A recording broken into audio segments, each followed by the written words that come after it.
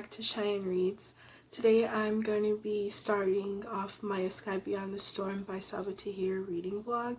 I'm reading it for the DCG Readathon, and it's the second day of alphabet group, and I've gone through 143 out of 520 pages on the ebook that I picked up from Libby from my library.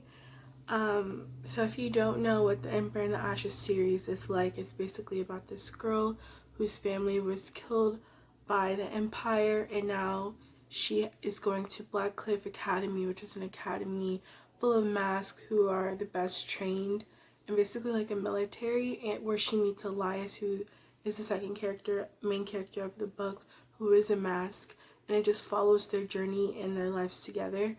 This is the fourth and final book that I'm now reading, so if you haven't read this book, I probably wouldn't recommend watching this because there may be spoilers. And basically, so far into the book, it starts off with the Nightbringer's point of view, and we get to see inside of his life after he just released the Jinn. And I am loving the book so far. It's so atmospheric. Elias's point of view, like, we could just imagine him as a soul catcher in like this cozy cabin that he built himself, like just the fire in the corner and like the trees surrounding him, and how he's thriving as a soul catcher, but we don't get to really see him as the old Elias Victorious as he used to be.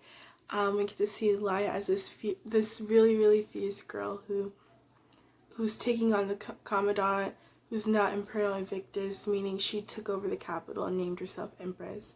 And I'm just enjoying this book so much.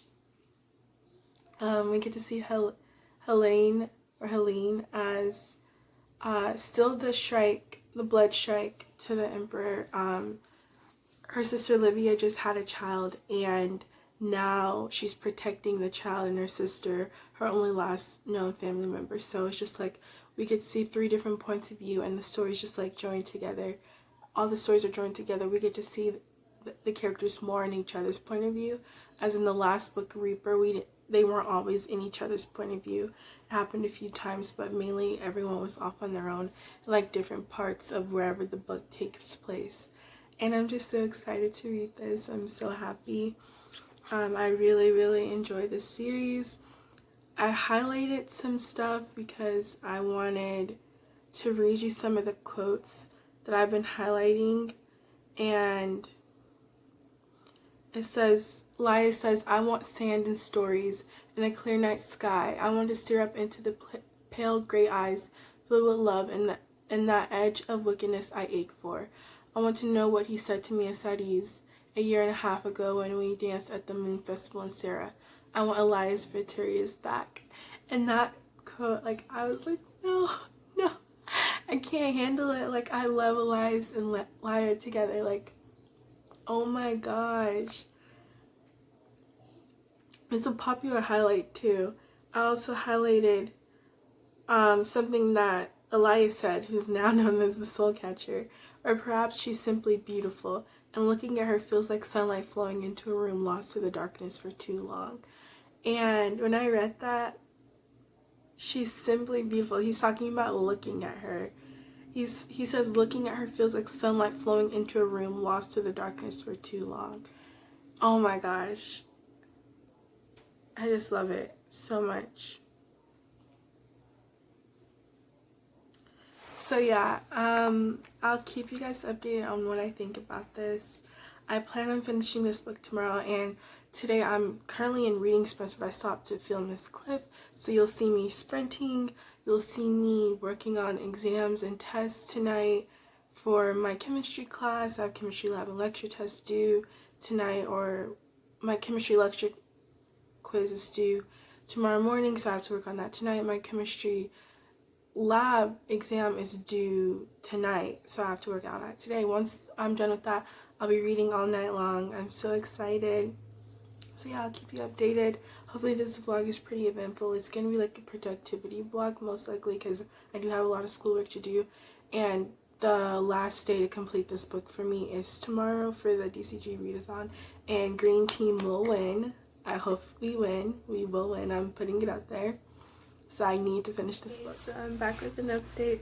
It's the second day of this vlog and the last day of alphabet group for the DCG Readathon. And I'm 56% through with the book, and I plan on finishing the book today. So last night during the day, I had a class all the way from 10:20 to 2:30, and then I had to go immediately into a chemistry lab exam, which I bombed. But that's besides the point. I cheered myself up with that by going to my sister's hang out with my mom, and we went to Dollar Tree because she needed some stuff for her job, and I ended up buying some books from Dollar Tree. And this first book is called The Mime Order by Samantha Shannon. She's the author of The Bone Season. And I was like, okay, I've heard of The Bone Season, and I heard it was good, so maybe I'll like this too. And it says they made thieves of us, time to steal what's ours.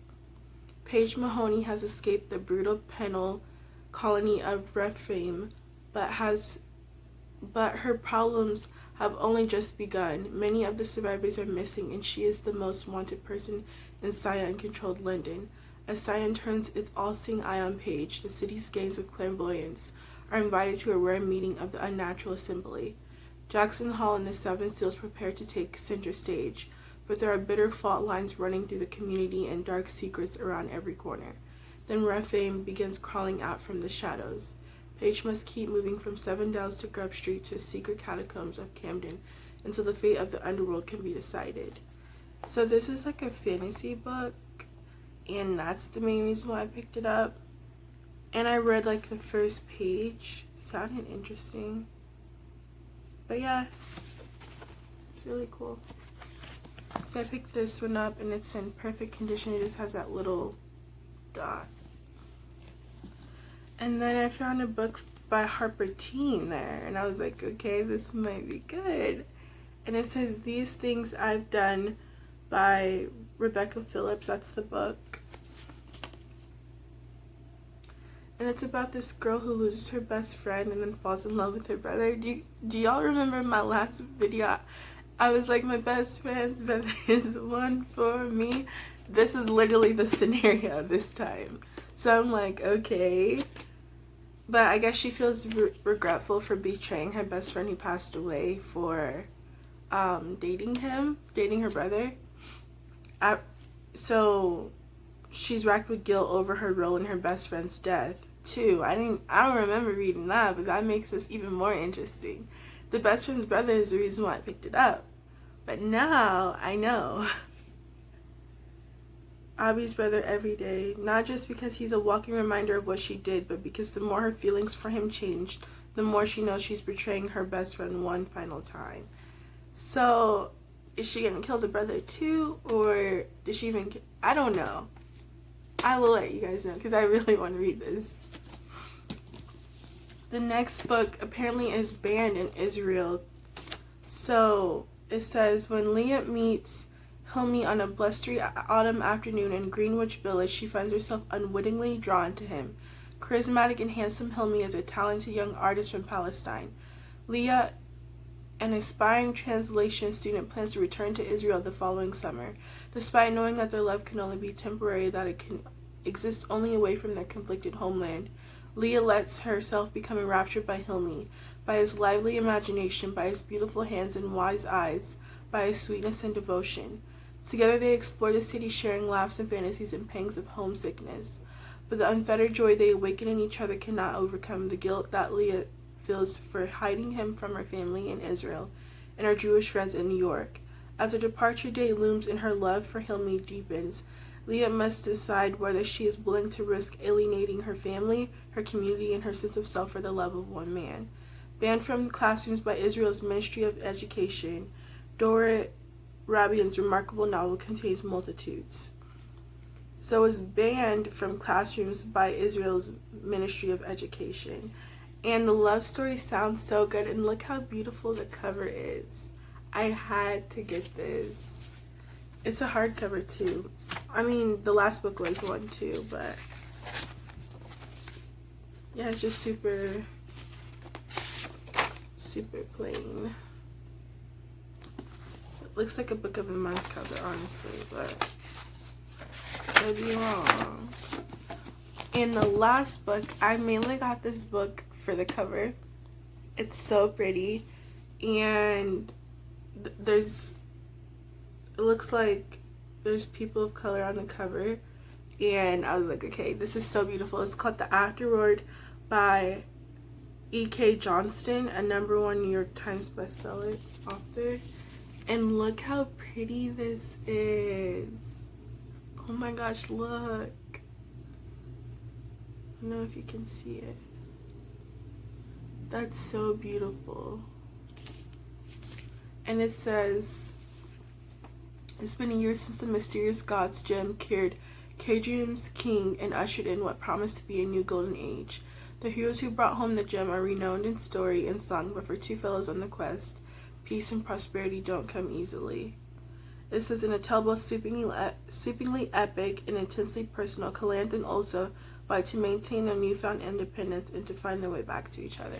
So I kind of showed in the description, but like, it seems like it's a fantasy novel, and I love fantasy, and it seems like it's going to be really good. There's a lot of praise for the author, E.K. Johnston. I've never heard of her, but I'm gonna give her a try. For my update about A Sky Beyond the Storm, I'm 56% through with the book, like I said.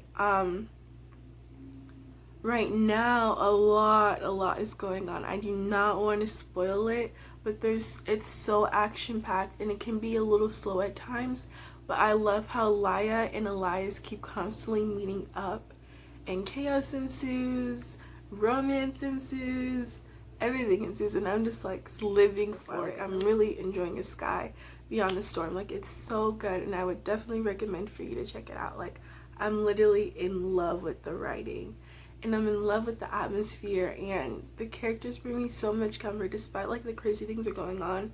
The fight, the drive, like just the determination that each character has. Helene, Elias, Laya, they both have so much determination, and I'm still trying to figure out how Laya is the ember in the ashes, Elias is the ember in the ashes, and Helene is a torch against night. Like, I want to know, and Victoria says I'm gonna find out soon. I'm back, and I finished A Sky Beyond the Storm by Sabi Tahir. It's a little bit later in the day.